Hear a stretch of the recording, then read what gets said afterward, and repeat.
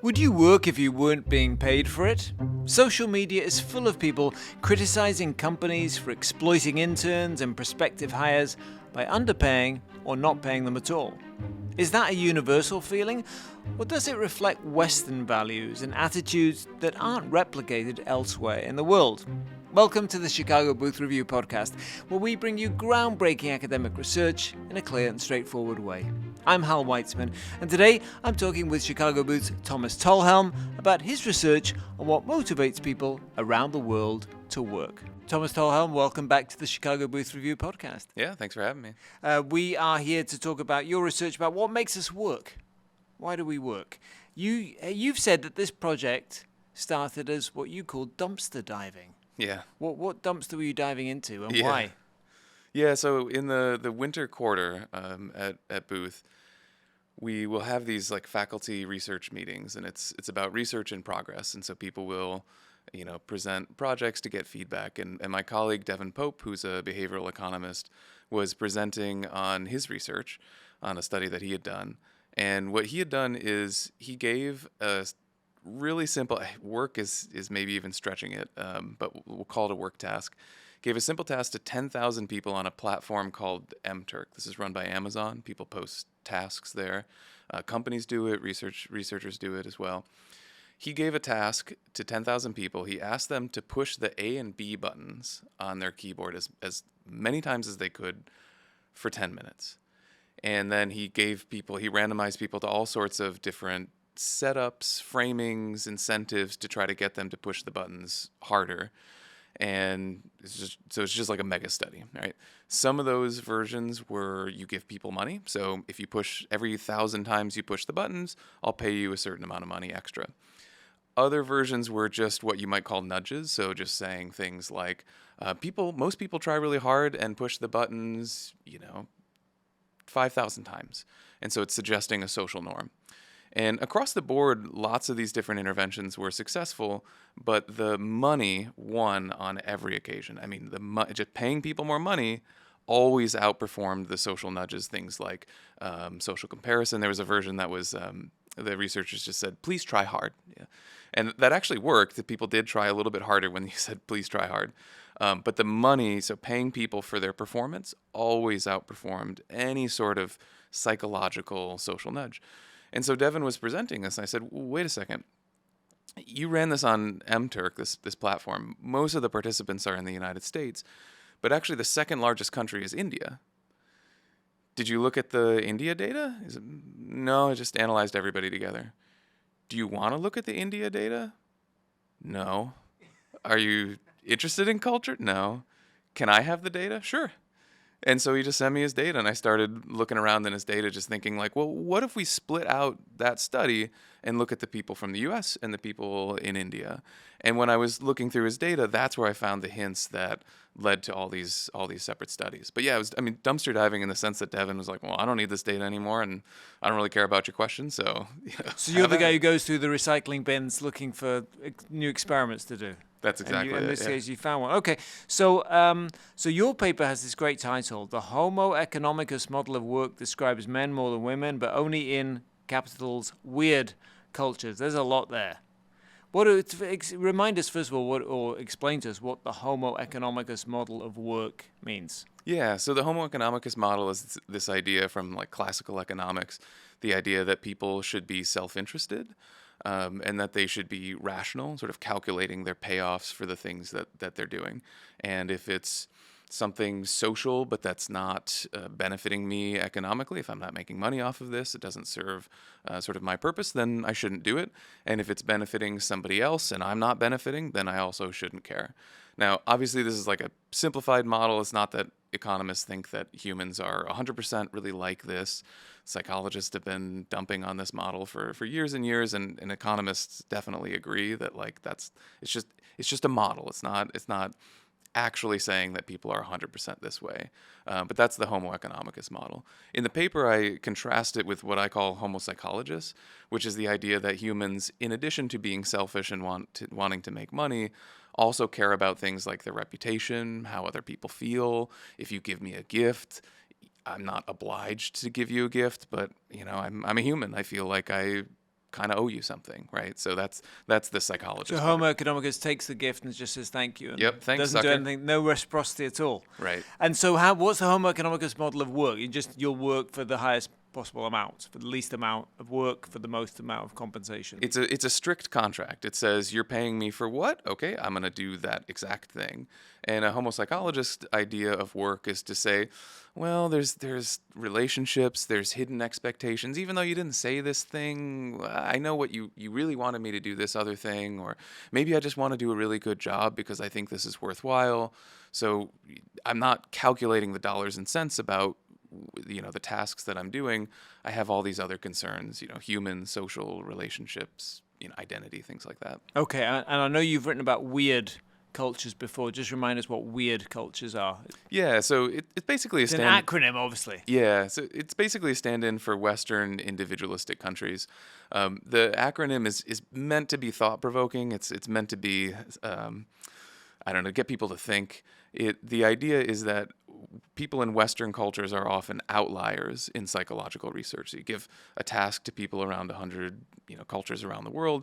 Western cultures tend to be on sort of one end of these different tasks, these different psychological measures. It literally stands for Western, educated, industrialized, rich, and democratic. So those are the characteristics of the cultures that tend to be that way. Although it's not meant so literally, it's really sort of a stand-in again for Western individualistic cultures. And is the idea that Homo economicus is a product of that Western culture, that Western way of thinking? I do think that people would make that argument, that the Homo economicus model sounds like it describes sort of Western individualistic cultures, especially in the sense of not caring about obligations as much, being independent from other people, and sort of being self-focused. And are you sort of, I mean, this is also a sideswipe in a way at some behavioral science that is projected out from samples that have just taken a particular demographic group that happens to be, in the UK or the US or whatever, and saying this is what human nature is about. That's exactly what I was dumpster diving for. I mean, that's where my mind was going looking at Devin's data. He presents this mega study saying, 10,000 people, and look at money just always outperforms these psychological interventions. I said, what if we looked at the data from India? Are we drawing this conclusion based mostly on American participants, and how representative is that of the world? And so when I was looking through his data, that's the sort of thing I was finding. So we talked about like a gift condition. There was also a charity condition where for every extra, I think it's 100 button pushes you do, you can earn a penny for charity, right? And so there's one condition where that money goes to you, and there's another condition where that money goes to charity. The Homo economicus prediction, super simple, right? That money's going to me, great, I'm going to try hard. That money's going to charity, all right, I don't care, right? And that that model fit pretty well with what the Americans did. They worked pretty hard when it was the money going to them. When it was going to charity, they dropped off a lot. Participants in India actually didn't drop off. They worked just as hard for the self as they did for charity. That's interesting, right? And so what it suggests is, okay, maybe this model that we have is a better description of some cultures than other cultures. That's the idea. Okay, so we talked about financial motivations and the psychological motivations, and you make the point that you can follow your psychological motivations, and that can lead to long-term monetary gain, but it could leave you more vulnerable to being exploited. Just dig into that a little bit. Yeah, so we ran a follow-up study. So one downside of dumpster diving is that it's discarded data. It's not designed to ask the questions that I wanted to ask, right? So for example, there weren't a lot of participants in India, something like 15% of the sample. So we ran new studies, and we decided, that button pushing task was kind of silly. Let's do something that's a little bit more work-like. And so we designed a new study. We gave people, those CAPTCHA images that you take to prove that you're a human on a website. We told participants that how many traffic lights do you see in these pictures or whatever? It's super simple like that. We had these pictures where it's just, tell us, is there a building in this picture? And sometimes it's a flower, and the answer is no. Other times it's, the Sears Tower, and the answer is yes. And so we gave people a bunch of those. We told them we were developing a machine learning image classification algorithm, and that's what they were helping us doing with this task. And what we told them is we're going to pay you to do 10 of these images. Okay, so we're on this MTurk platform and some other platforms. We'll pay you to do 10 images. At 10 images, you're done. You can stop. You get your money. We're not going to pay you extra. That's it. But they can keep going if they think that's the right thing to do, or if they feel compelled or whatnot. And so one of the interesting things to track in the study is, do people work sort of longer than they're contractually obliged to? And that's where I think the cultural difference can lead to some forms of exploitation. What we found is that our American participants, we also ran this in the UK, they tended to quit as soon as they could. Right? You said 10 images? All right, I've done 10, I'm done. Participants in India, in China, in Mexico, in South Africa, they tended to work beyond 10 images, even though they weren't being paid extra for it. And they had to pass comprehension checks. We made sure they understood the instructions. It wasn't that they had lost count or anything. That's right. And we actually make it explicit. We say, you've completed 10 now. Uh-huh. You can stop now, or you can continue. So we try to make it super explicit. And we still get this cultural difference where some people are working harder, even though they're not making extra money, even though they don't have to. And what was the diversion between those other groups? Oh, so are there differences? Diversity, between India and South Africa or whatever. Yeah, so South Africa tends to be a little bit more Western in terms of people's behavior. That could be because of its history of colonization. China and India tend to be a little bit less sort of Western in people's behavior. So for example, one of the things we did was calculate what we call the money advantage. So we run money conditions where we pay you for every image that you complete. And then we have these psychological conditions, right, where we just give people like social norms, right? Like, oh, people tended to do 160 images, right? And so you can calculate, okay, how much better is money than the psychology? In places like the US and the UK, it was over 100% better. So people's output doubles when you pay them as opposed to just telling them a social norm. In China, that was closer to 20%. So money was still better than a social norm, but not that much better, right? So we're talking like 100% versus 20%, right? That's the magnitude of the cultural difference.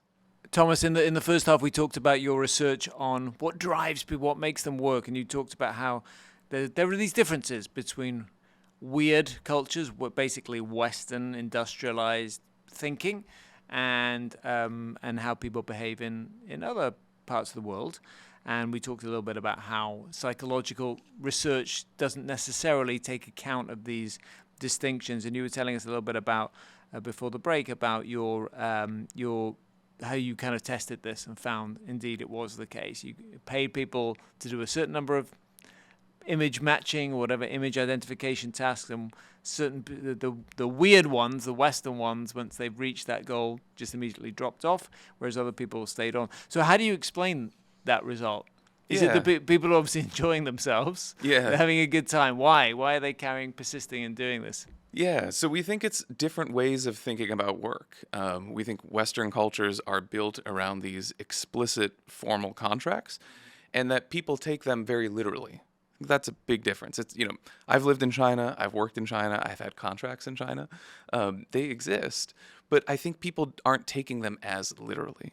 I think there's more of an expectation that you're going to read between the lines, or maybe the situation changes and that you're going to work with me to be flexible to adapt to that.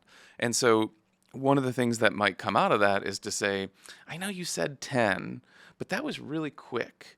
It didn't seem like I really put in an honest effort there. It seems like maybe you paid me more than I think I should have worked, so I'm going to do a little bit extra, right? Or maybe you care about your reputation. One of the things that we found after running this study, people would send us their resumes after this, right? That only happened in non-Western cultures, right, where we would run these studies. People would send us their resumes afterwards. And the idea there is, I think what they were trying to do is create a reputation or a strong impression that could lead to future benefits down the road, right? So our Western participants were thinking, no, this is a one-off. It's contained right here. Everything you wrote in the contract, in the consent form, that's what we're doing. Our participants from non-Western cultures were thinking, maybe there's something more going on here. Maybe there's a relationship, maybe there's a reputation, and those things would pay off over the long run. So yeah, maybe I'm working a little bit more right now, but that might have benefits down the run. Okay. And so how do you account for I mean, they presumably know this is an experiment that they're part of, and it's run by someone who's at the University of Chicago. So I mean, we talked about some of the relationship. There's a sort of a power dynamic there that somebody from Chicago might just say, well, okay, they're running a study, they're paying for it, I'll do it as long as you pay me. Whereas somebody in India might think, well, there's an opportunity to connect with a professor at the University of Chicago who knows what might come of that. So how do you account for that dynamic? Yeah. So one fun way. So there's tons of questions like this about, oh, what differences are there between nations? I mean, the value of a dollar is also something that differs that we try to take care of.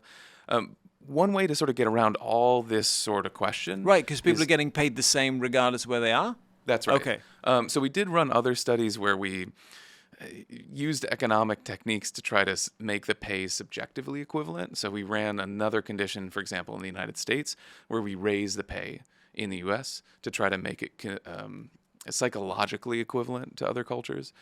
But again, there's a real sort of cherry on top in this study. I think that's really fun. We ran a condition in India where we randomized people to take the study either in English or in Hindi. This is based on the idea that people who speak different languages have sort of different cultural scripts in their heads that are activated by the different languages, right? And so the idea is that English is sort of a vehicle of Western culture. People in India may associate it with, British culture or American culture. And Hindi is going to remind people of the local culture. And so we randomly assigned people to take the same study, either in English or in Hindi. And what we found is that money was more motivating to people. In other words, it led to more work when it was in English than when it was in Hindi, right? And so the idea is like, the prestige of the study, the who you're working for, all this stuff, all that's the same, right? The only thing that's differing is the language that we're asking you to use in this study. And that alone was enough to change the power of money, which is pretty cool. So if you're bilingual, you think about what motivates you is different depending on what language you're thinking in. Yeah, like the task, what are we doing right now? Is this a simple work task or is this a relationship? The language alone seems to be enough to sort of prime that. I also want to talk to you about the gender differences you found in this study, and you found that the differences are biggest in the countries with the most legal gender equality and economic development, which sounds counterintuitive. So tell us about that. Earlier we asked this question, the Homo economicus model, how well does that apply to different cultures? But you can also think of things other than national culture, and gender is one. I think in the United States, people's stereotype is that the Homo economicus model is sort of a male thing. I think people associate economics with men. I think people associate selfishness and sort of like calculating work benefits as sort of a male thing. And people associate the opposite of that, sort of relational concerns, thinking about other people as something that describes women more than men. And so with all this data, we said, well, we can just look at that, right? And what we found is that intuition is true in our Western cultures. So in the US and in the UK, if you look at, for example, the image classification task where people can stop at 10 images, you can just say, okay, what percentage of people stop as soon as they can? They get their pay and they're out, right? Versus, how many people continue. And the percentage stopping as soon as they can was higher for men than it was for women, right? And that fits with the Homo economicus, the idea that the Homo economicus is male, right? So men were more likely to quit than women as soon as they could. But then when we looked at this in India, China, South Africa, Mexico, it didn't just go away, it actually flipped. So it was the women that were sort of the more calculating. It was the women that were quitting as soon as they could. And it was the men that tended to work longer. That's weird, right? I mean, if Homo economicus is inherently male, why is this changing around cultures? Okay, so how do you explain it? We don't have a great explanation. I mean, one idea that I've heard suggested is perhaps the demands on women's time is higher in non-Western cultures. So perhaps there are expectations both to work and to do more things around the home, so like gender division of labor. If that's the case, then perhaps women just have to be more calculating about their time because there are more demands on their time, right? That's one possibility. Another possibility is the idea that Homo economicus is male. Maybe that's somehow cultural, or maybe that's somehow in the media, right? Perhaps, exposure to economics training is somehow reaching men more than women in Western cultures, but that's not perhaps the case where fewer people are, studying economics and going to university. It's one possibility. We don't know. Okay, fascinating. Now, I know that people from the different cultures that you studied in the study had strong feelings about it. What did they tell you? What did they say? So I posted a fun graph on Twitter. This was for a little follow-up study. We ran a version of a task, again, like where you could quit right at a contractual minimum, or you could go and complete the whole task. And we had something like 40 cultures around the world. And the percentage who worked beyond the contractual minimum and completed the whole task varied wildly across cultures. In the UK, the UK was the lowest, something like 10% of people completed the whole thing. In Turkey, Madagascar, Brazil, it was close to 70%. It's just a huge difference there. And I posted this online. I was just trying to get people to go to my PhD student's talk at a conference. The next day, he texted me and he said, that tweet has been seen by 1 million people, and there's so many people commenting on this. And it's like, I kind of freaked out because you never know how your research is going to be received. And talking about cultural differences, maybe some people are going to be upset. What I found when I finally logged on to Twitter and looked at people's reactions is that people on both sides were super happy to be on both sides. People in Brazil and Turkey were like, look how hardworking we are. Right. Look how, one interesting thing was, look how smart we are, right? We understand that you said, just do this thing, but you really wanted this thing. That's a smart, mature thing to do, right? Super interesting. People in the UK, on the other hand, were super happy that they were the lowest around the world. And I think the idea that, literally in other words, we had to do the least to get the maximum benefit. I think they were interpreting it as we understood the task. We understood the task, but also we're avoiding being exploited. This is like power to the worker, right? That's the, screw the boss. We're defending our rights. I think that was it. Literally 2 people said, I've never been more proud to be British than looking at that graph. So to me, it was super fascinating. I can tell you there's not that many reasons to be proud to be British, so maybe we're grasping at any straws we can. No, but that's interesting, because it does suggest that the whole, like the thing you're talking about, some people say, well, you said this, but you actually meant this. That is cultural as well. In other words, if I'm dealing with someone in Turkey or Brazil, I should be aware of that perhaps there's more than what they actually say, and vice versa. If you're dealing with someone in the UK, you know that when they tell you to do this, they really mean just do that. Right? Does that make sense? That's exactly it. I think cultures differ in how literal people expect communication to be.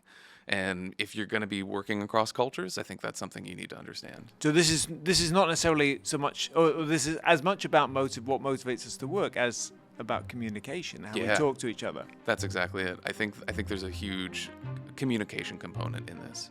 Okay, well, Thomas Tarhelm, thank you so much for coming on the Chicago Booth Review podcast, talking to us about your research. I'm glad that you survived the dumpster diving. Yeah, and I came out with something, a nice find. Yeah. Absolutely. Thanks for having me.